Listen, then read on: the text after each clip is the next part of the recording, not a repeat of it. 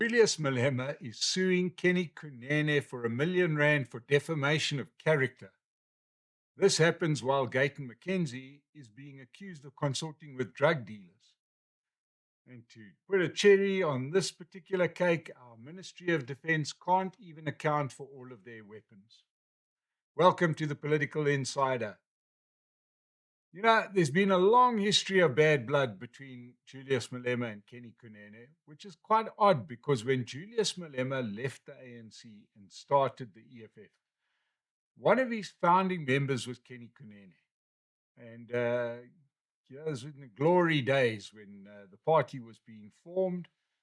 Kenny Kunene, part of the initial group of people that joined up with Julius Malema, until there was a falling out, which led to Kenny Kunene and Gayton McKenzie decided to form their own political party. It seems like those criminal roots may, in fact, not have been killed off completely, despite what we may have heard. So let's go back to where we started, and that was this lawsuit of defamation, where Julius Malema is looking for R1 million to be paid to him by Kenny Kunene. What did Kenny Kunene have to say? Well, he was on the podcast, South Africa's biggest podcast, Podcast and Chill, hosted by Mac G, where he accused Julius Malema of being at the beck and call of the late Mswazi, Jotham Msebi, who apparently was South Africa's super criminal boss. That beautiful tag being associated to our criminals. We'd like to do it in South Africa. Businessman, taxi owner. And Kenny Kunene had a lot to say, saying that, firstly, he called Julius Malema a small boy, which, of course, Julius Malema is considerably a smaller boy than what he was 10 years ago, but it is a derogatory thing to say in certain parts of South Africa. That's always a problem. And he said that he was at Mswazi's beck and call. He would take calls from Mswazi after midnight. And at 2 a.m., he'd get into his car and go all the way to Mswazi's farm, sometimes bearing gifts, according to Kunene.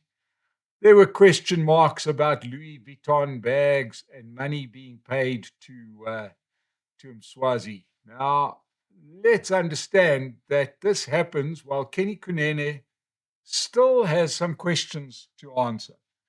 He, remember, was found at the house of one of the crime bosses, Katiso Molefe. It's rather unfortunate to be at somebody's house when they're about to be arrested by the Political Killings Task Team. Kunene and the Patriotic Alliance then cleared themselves in the same way that you can be absolved of your sins by going to confession.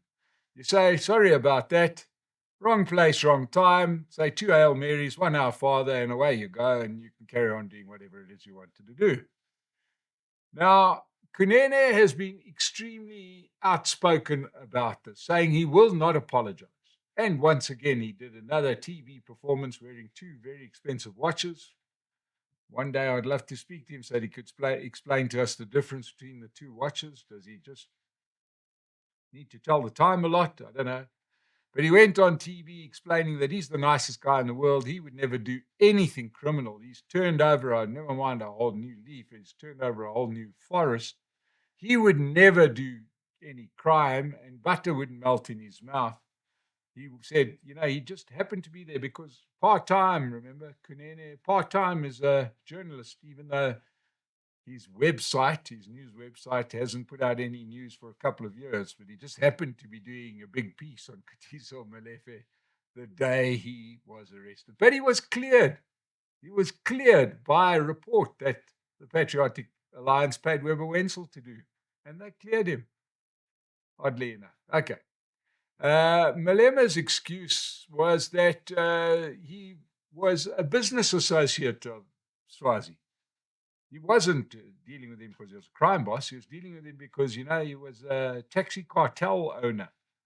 And he owned taxi cartel bosses, owned buses. And Julius Malema hires lots of buses. He's got a bus in people, to vote. He's got a bus in people so that he can get lifted up on a platform He's got to bus in people everywhere. Remember, he even fired people for not busing in people. So I presume there's some big contracts to be had. And Julius Malema said that his relationship was purely business. So apparently the way you book buses is at 2:00 in the morning. And then that gets you to go to weddings and funerals of these crime syndicates.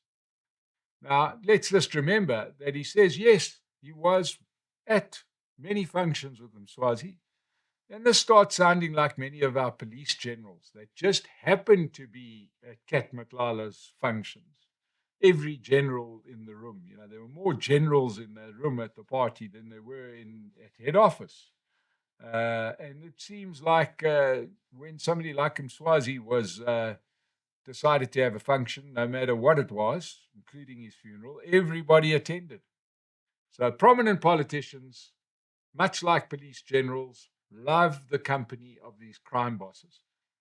Nothing to see here. They just don't understand. As far as they're concerned, these are just businessmen. Didn't know that their business wasn't legit. But let's stay for a minute with our politicians arguing with criminals. We heard recently, we had the last hearing of the Parliamentary Ad Hoc Committee before they closed down.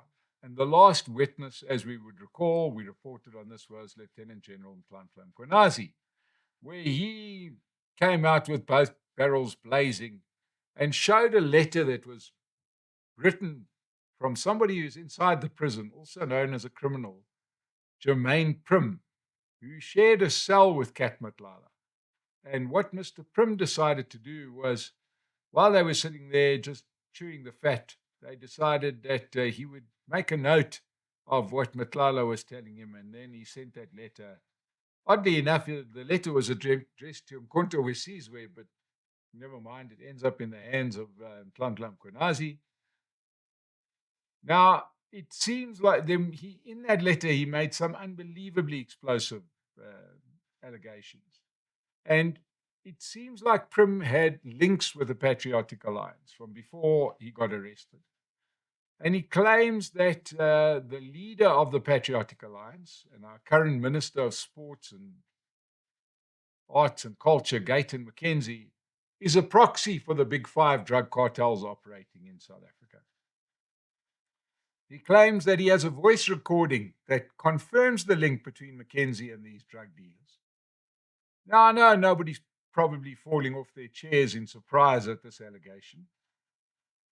But, Prim goes on to say that McKenzie probably played a role in ensuring that Prim was transferred from a normal prison to CMAX, maximum security prison, as the bad blood between them ensued. Now, unsurprisingly, Gayton McKenzie has called these allegations far-fetched and lies. You wouldn't expect him to say anything else. But all of these problems that we've highlighted today, is the real issue here for Gayton McKenzie is that we've got a problem with drugs in South Africa, especially in some of our poorer communities. And no community has been hit harder than the colored community that the Patriotic Alliance claims to serve. They claim that they are the party for the brain mensa, as they say. Now, this is a community that is particularly hard hit by drugs.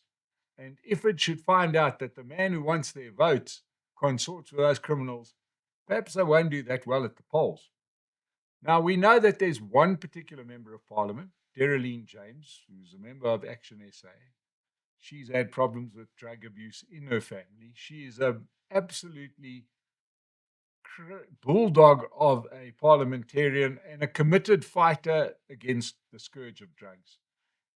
And she has called out Gayton McKenzie, who then went on Facebook and did a Facebook Live where he sort of said to Dereline James, "The pad is lank, the road is long. In other words, we'll get you at the end." That's certainly how Dereline James is deciphering that particular message. And she has laid a criminal charge of intimidation against Gayton McKenzie. So Boy, oh boy, have we got some legal soap opera going on. Everybody's suing everybody else. And we have to see this entire soap opera against the backdrop of the forthcoming local government elections, because these aren't little minor parties anymore. These are parties that actually run things. Let's not forget that the Patriotic and EFF are in coalition with the ANC to run Johannesburg. The EFF and the ANC are in coalition in Ekurhuleni. All three of those parties help Action SA run the city of Tshwane. And I don't know, perhaps you could work out what is the common agenda that keeps those coalitions in place, because these guys are suing each other, but yet the coalitions stay together. I wonder what on earth could be more important than legal action that would keep these parties working together. Yeah, and add to that Action SA, because recently one of their members of the mayoral committee in City of Tshwane, Kholofelo Morodi, was fired because she was caught in the web of corruption. So it seems quite cozy. Right? And the Madlanga Commission going on, we know, to quote our President Cyril Ramaphosa when he was talking about the Zondo Commission, but nothing seems to have changed from the Madlanga Commission, and that is that the ANC is always accused number one.